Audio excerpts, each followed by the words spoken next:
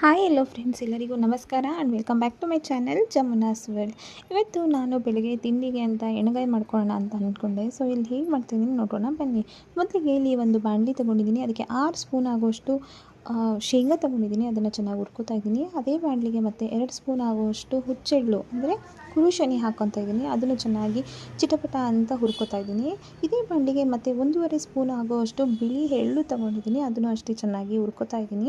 ಈಗ ಇದೆಲ್ಲನೂ ಒಂದು ಮಿಕ್ಸಿ ಜಾರಿಗೆ ಹಾಕ್ಕೊಳ್ಬೇಕು. ಇಲ್ಲಿ ಒಂದು ಇಡೀ ಆಗುವಷ್ಟು ಬೆಳ್ಳುಳ್ಳಿ ತೊಗೊಂಡಿದ್ದೀನಿ. ಅದನ್ನು ಹಾಕೋತಾ ಇದ್ದೀನಿ. ಆ್ಯಂಡ್ ಖಾರಕ್ಕೆ ಎಷ್ಟು ಬೇಕೋ ಅಷ್ಟು ಅಚ್ಚ ಖಾರದ ಪುಡಿ ಹಾಕ್ಕೋತಿದ್ದೀನಿ. ಇದನ್ನೆಲ್ಲ ಹಾಕಿ ಕ್ಲೀನಾಗಿ ಸ್ವಲ್ಪ ನೀರು ಹಾಕಿ ಪೇಸ್ಟ್ ಥರ ರುಬ್ಕೋಬೇಕು.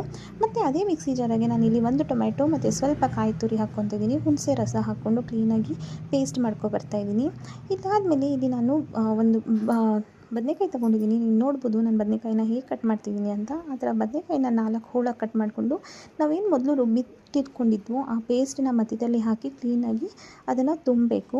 ಕ್ಲೀನಾಗಿ ಅದನ್ನ ತುಂಬೇಲೆ ನಾನಿಲ್ಲಿ 1 kg ಆಗೋಷ್ಟು ಬದನೆಕಾಯಿ ತೊಗೊಂಡಿದ್ದೀನಿ. ಅದೆಲ್ಲದಕ್ಕೂ ನಾನು ತುಂಬಿದ್ದೀನಿ. ನಿಮ್ಗೆ ನಾನು ತೋರಿಸ್ತಾ ಇದ್ದೀನಿ ನೋಡಿ, ನಾನು ಕ್ಲೀನಾಗಿ ಹೇಗೆ ತುಂಬ್ಕೊಂಡಿದ್ದೀನಿ ಅಂತ. ಆ ಥರ ತುಂಬ್ಕೋಬೇಕು. ಈಗ ನಾನಿಲ್ಲಿ ಒಂದು ಬಾಣಲಿ ತೊಗೊಂಡಿದ್ದೀನಿ. ಅದಕ್ಕೆ ಒಂದು ಸ್ವಲ್ಪ ಎಣ್ಣೆ ಹಾಕ್ಕೋತಿದ್ದೀನಿ. ಆ ಎಣ್ಣೆಗೆ ಸ್ವಲ್ಪ ಸಾಸಿವೆ ಹಾಕ್ಕೊತಾ ಇದ್ದೀನಿ. ಸಾಸಿವೆ ಸ್ವಲ್ಪ ಚಿಟಪಟ ಅಂತ ಹೇಳಿದ ಮೇಲೆ ನಾನಿಲ್ಲಿ ಈರುಳ್ಳಿ ಹಾಕ್ಕೋತಾ ಇದ್ದೀನಿ. ಈರುಳ್ಳಿನೂ ಅಷ್ಟೇ ಚೆನ್ನಾಗಿ ಎಣ್ಣೆಲಿ ಫ್ರೈ ಮಾಡ್ಕೊಳ್ಳಿ. ಸ್ವಲ್ಪ ಲೈಟಾಗಿ ಫ್ರೈ ಆಗಿದ ತಕ್ಷಣವೇ ಇಮಿಡಿಯೇಟಾಗಿ ನಾವೇನು ತುಂಬಿಸ್ಕೊಂಡಿದ್ವೋ ಆ ಬದನೆಕಾಯಿನ ಹಾಕ್ಕೋಬೇಕು. ಎಣ್ಣೆಲಿ ಫ್ರೈ ಮಾಡ್ಕೋಬೇಕು. ಆದ್ದರಿಂದ ಎಣ್ಣೆಯಲ್ಲಿ ಚೆನ್ನಾಗಿ ಬದನೆಕಾಯಿ ಫ್ರೈ ಆಗಲಿ. ಆದಷ್ಟು ತುಂಬ ಕೈ ಆಡೋಕ್ಕೆ ಹೋಗಬೇಡಿ. ಒಂದು ಸತಿ ಮಿಕ್ಸ್ ಮಾಡಿಬಿಟ್ಟು ಇಟ್ಬಿಡಿ. ಅದಾಗದೇ ಇದಾಗುತ್ತೆ. ಅದಾದಮೇಲೆ ಮೊದಲೇ ಮಸಾಲೆ ಏನಿತ್ತೋ ಉಳಿದಿತ್ತೋ ಆ ಮಸಾಲೆನ ಹಾಕ್ಕೋತಾ ಇದ್ದೀನಿ. ಆಮೇಲೆ ಟೊಮೆಟೊ ಮತ್ತು ತೆಂಗಿನಕಾಯಿ ತುರಿ, ಹುಣಸೆ ಹುಳಿ ಏನಿತ್ತು ಆ ಪೇಸ್ಟನ್ನು ಹಾಕ್ಕೊತಾ ಇದ್ದೀನಿ. ಎಲ್ಲನೂ ಎಣ್ಣೆಯಲ್ಲಿ ಚೆನ್ನಾಗಿ ಹುರ್ಕೋಬೇಕು. ಇದಾದಮೇಲೆ ನಾನು ಸ್ವಲ್ಪ ಕರಿಬೇವಿನ ಸೊಪ್ಪು ಹಾಕ್ತಾಯಿದ್ದೀನಿ. ಮತ್ತು ಇಲ್ಲಿ ಫಸ್ಟು ಉಪ್ಪು ಹಾಕ್ಕೋತಿದ್ದೀನಿ. ಉಪ್ಪನ್ನು ಹಾಕಿ ಕ್ಲೀನಾಗಿ ಮಿಕ್ಸ್ ಮಾಡ್ಕೋಬೇಕು. ಇದಾದಮೇಲೆ ಕರಿಬೇವಿನ ಸೊಪ್ಪು ಹಾಕ್ಕೋತಾ ಇದ್ದೀನಿ. ನಾನು ಕರಿಬೇವಿನ ಸೊಪ್ಪನ್ನ ಲಾಸ್ಟಲ್ಲಿ ಹಾಕ್ತಿದ್ದೀನಿ, ಏಕೆಂದರೆ ಒಂದು ಚೆನ್ನಾಗಿ ಸ್ಮೆಲ್ ಕೊಡುತ್ತೆ ಅದರಿಂದ.